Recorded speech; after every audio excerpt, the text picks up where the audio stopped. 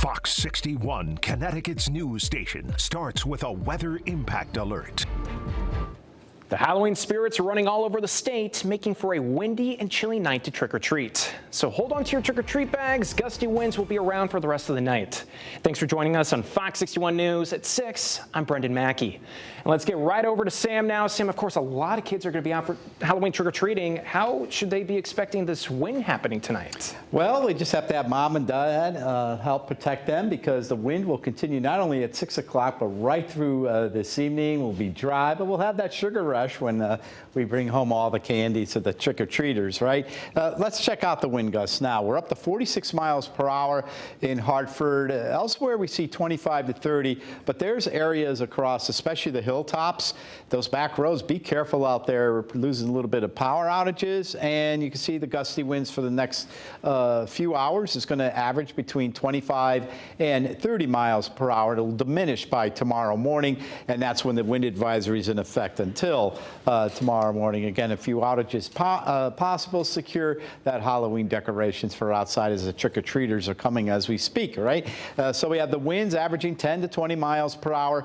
Temperatures right now are in the upper 40s to lower 50s. A little bit of a wind chill. Doppler even shows a couple of scattered light showers here in western Connecticut, but not a big deal. They're not going to, ruin any of your plans outdoors this evening. We got the old storm now moving up to the north. Gave us quite a bit of rain yesterday. So overnight, partly cloudy, windy and cool. Temperatures dropping back into the 40s, feeling like the upper 30s by tomorrow morning. Wind gusts 20 to 30 miles per hour during the day tomorrow, and high temperatures averaging in the 50s throughout the state for your first day of November. Coming up, I will detail the rest of your weekend. We'll look ahead in that first full week next week. Is there any rain in that forecast or snow? Details coming up in a few minutes. Brandon? All right. It's definitely impacting all the spooky activities going on tonight. Fox 61's Valerie Moravi is in West Hartford checking out the Halloween action. And Valerie, what have you seen from the trick-or-treaters so far?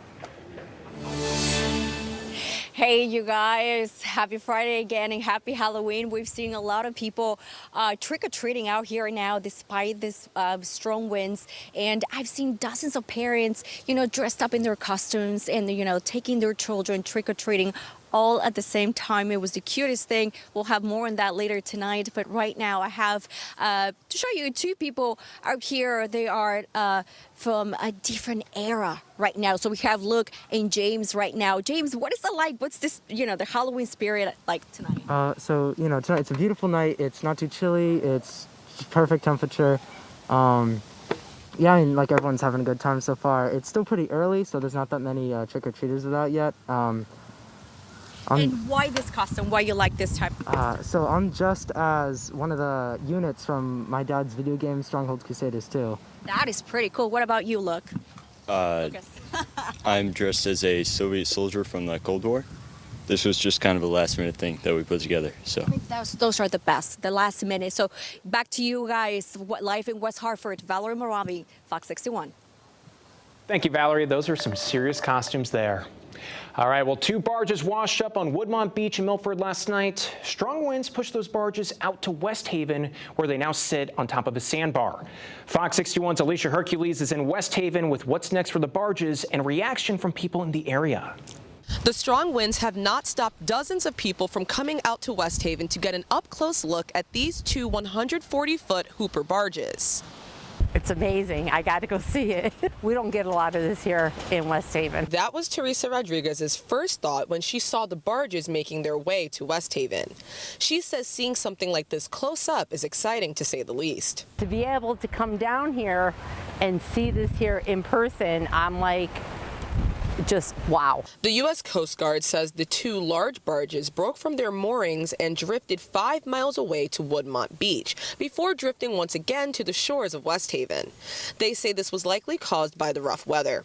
Luckily, the barges were empty. Dorinda Boer, the mayor of West Haven, says the fire department initially planned to use a tugboat to return the barges to their owner, Buchanan Marine in New Haven. However, due to west winds and the tide going out, those efforts have been suspended for now. The owner has also also put large tires between the barges and the seawall to lessen the noise that people in the area may be hearing. Phyllis D. lives in Naples, Florida, and is in West Haven to visit her brother. She says seeing these barges up close is quite the sight to see. It's quite surprising because usually this does not happen with the barges. While it's amazing to see up close, she says she's thankful no homes were damaged. I'll tell you, it's something else. I'm so glad that it didn't go into the houses, and what a sight. The West Haven mayor says recovery efforts will begin Saturday when it's safe to do so. In the meantime, the Coast Guard asked that people stay away from the area until the barges are recovered.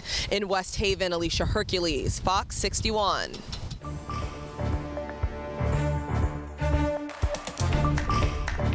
The victim is terrified of this defendant.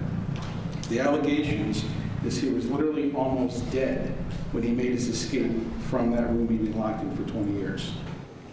The woman accused of holding her stepson captive for more than 20 years appeared before a Waterbury Superior Court judge today. 3 motions were on the table today in court: the release of medical records, removal of GPS monitoring, and the ability for the victim's attorney to argue on future motions. Fox 61's Jamel Johnson is in Waterbury with the latest.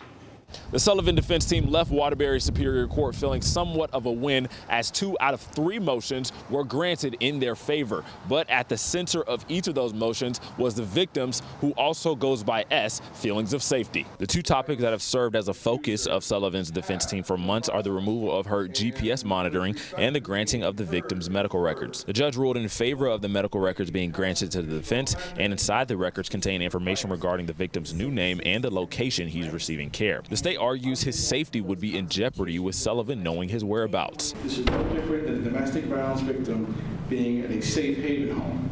He certainly wouldn't disclose the address of a safe haven home to a domestic violence abuser, and that's the case in the state's position that this is. Attorney Jonas Kolotis said he's confident the release of these records won't put S's safety at risk. It's something that is shared with defendants in every case.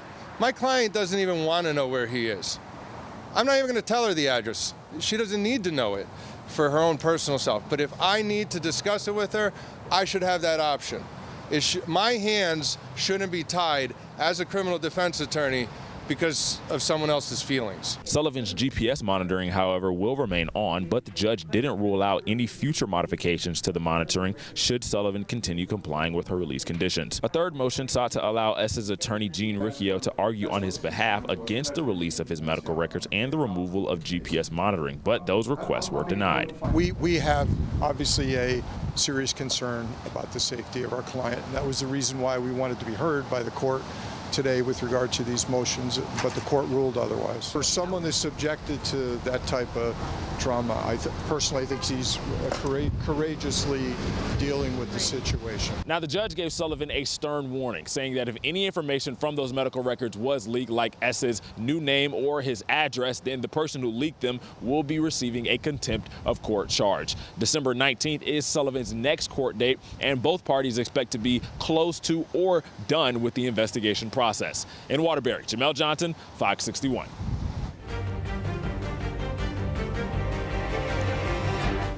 Two New England-based federal judges ordered the Trump administration to replenish food and aid benefits to tens of millions of people across the country. And this includes more than 390,000 people here in Connecticut. Judges in Rhode Island and Massachusetts ruled the government is, quote, required to tap into billions of dollars in emergency funds to help pay for food stamp benefits. Both judges rejected the Department of Agriculture's claim that it couldn't use contingency funds during the shutdown. And the ruling are likely to face appeal. The ruling comes just hours before those benefits were set to expire. And Connecticut Food Share says while they're pleased with the judge's decision, they're in full-on crisis mode until they know for a fact that benefits have been loaded onto people's SNAP cards. Governor Ned Lamont is urging the federal government to honor the ruling, and he says Connecticut's Department of Social Services is prepared to issue November benefits as soon as the USDA authorizes payments. And we are hearing that people and organizations will still host food drives this weekend. This includes one of our Impact Award winners, Patricia Kelly, with Horsewoman Ranch in Hartford. The event is Sunday from noon to 4. You are asked to bring canned goods, winter clothing, socks, feminine products, baby clothes, diapers, and more. And if you do help, you can walk away with a plate of Chef Jay's legendary barbecue. So when they get there, they're going to see my big grill, food fanned out. I'm going to cook for you. My fellow chefs are going to cook for you, and we're going to feed you hot food, whether or not you actually donate something or not. This is for the people who need it most. If you're in a position, please give those items. And we're going to also have voter registration set up, and we're going to have health check-ins. And the government shutdown continues on. The Senate adjourned yesterday, and they will continue the debate for the funding bill on Monday. Monday would be day 34 into the shutdown, and we are at the brink of history for the longest government shutdown.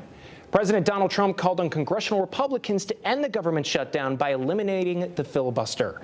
It's an unprecedented step the GOP leaders have opposed for until now.